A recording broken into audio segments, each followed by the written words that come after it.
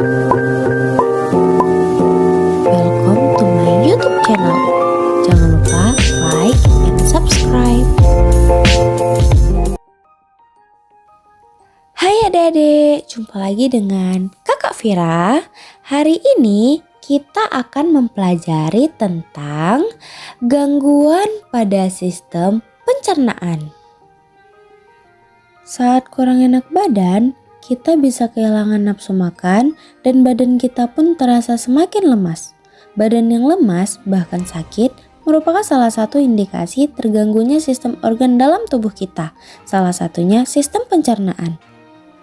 Nah, selain kurang nafsu makan tadi, kebiasaan-kebiasaan berikut juga bisa memicu terganggunya sistem pencernaan tubuh. Misalnya, kurang memakan makanan berserat, makan dengan posisi tidur, sering mengonsumsi makanan yang tidak sehat, malas berolahraga, atau karena terganggunya fisiologi organ sistem pencernaan itu sendiri. Semua hal tadi dapat menimbulkan penyakit yang menyerang tubuh kita. Jadi, inilah bentuk-bentuk gangguan pencernaan dalam tubuh kita. Serostomia pada rongga mulut, parotitis pada kelenjar tiroid, gastritis dan ulkus di lambung, apendisitis, diare, dan konstipasi yang mengganggu usus besar, dan hemoroid di sekitar anus. Kita mulai dari serostomia. Serostomia merupakan penyakit kekeringan pada rongga mulut, khususnya di lidah dan bibir. Gejala ini ditandai dengan mulut kering, bibir pecah-pecah, terdapat bercak-bercak putih pada lidah, sehingga sulit mencerna makanan. Penyakit ini terjadi karena gangguan pada pusat ludah dan saraf pembawa rangsang ludah ataupun perubahan komposisi faal elektrolit ludah. Jenis gangguan kedua adalah parititis atau gondongan. Dalam kondisi normal, bentuk area pipi kita bulat seimbang kiri dan kanan. Namun, jika terserang parotitis, akan terjadi pembengkakan pada area pipi bagian bawah. Pembengkakan tersebut terjadi pada organ dalam rongga mulut, yaitu kelenjar parotis, yaitu kelenjar yang menghasilkan air liur, menimbulkan rasa nyeri dan demam, hingga kulit pada area kelenjar parotis tampak kemerahan.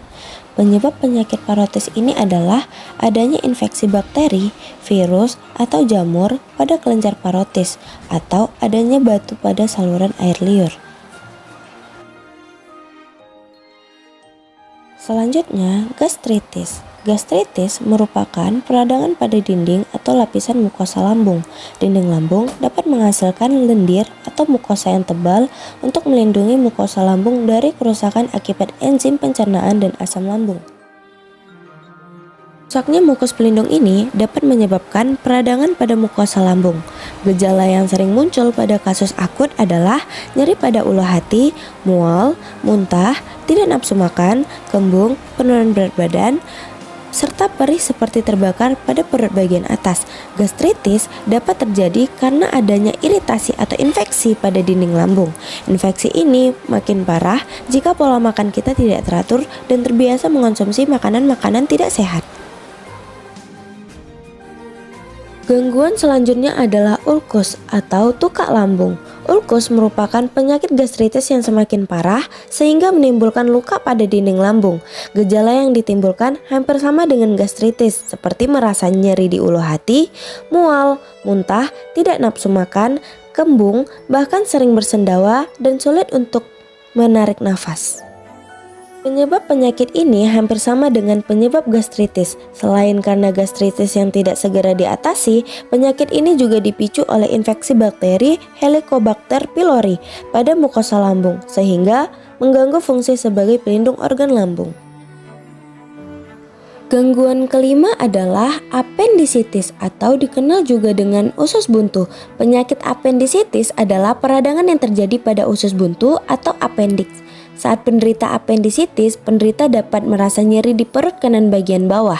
Jika dibiarkan infeksi, dapat menjadi serius dan menyebabkan umbai cacing pecah sehingga menimbulkan rasa nyeri yang sangat hebat. Gejala lainnya adalah kehilangan nafsu makan, mual, kembung, demam, hingga sulit buang gas. Appendicitis terjadi karena rongga umbai cacing yang mengalami infeksi. Dalam kondisi ini, bakteri dapat berkembang biak dengan cepat sehingga membuat umbai cacing meradang, bengkak, hingga bernanah. Selain itu, penyakit ini dapat terjadi karena adanya pertumbuhan parasit seperti cacing kremi yang menyumbat rongga usus buntu. Gangguan selanjutnya adalah diare. Penyakit ini membuat penderitanya sering membuang air besar yang encer. Perut terasa mules, pusing, lemes, dan kulit terasa kering.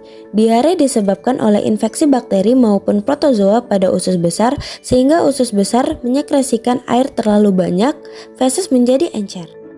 Penyebab lainnya bisa karena mengonsumsi makanan atau minuman yang terkontaminasi virus, bakteri, dan parasit.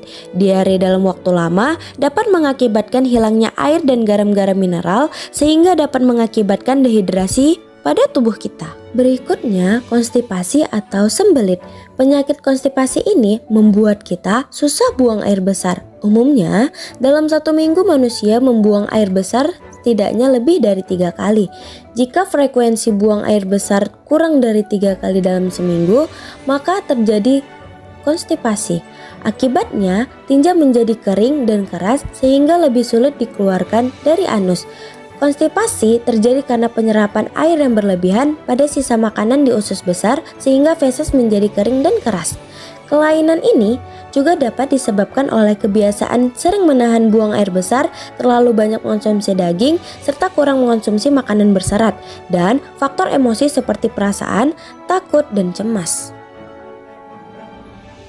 Dan yang terakhir adalah hemoroid atau wasir. Hemoroid merupakan pembengkakan pembuluh darah vena di sekitar anus. Meskipun kadang hemoroid tidak menimbulkan gejala, namun pada beberapa kasus dapat menimbulkan gatal dan nyeri pada anus serta keluarnya darah atau nanah saat atau setelah buang air besar. Hemoroid umumnya terjadi pada orang-orang yang sering duduk dalam waktu lama dan pada orang yang menderita sembelit. Kelainan ini juga sering terjadi jika kita banyak mengangkat beban berat dan pada wanita hamil atau baru melahirkan.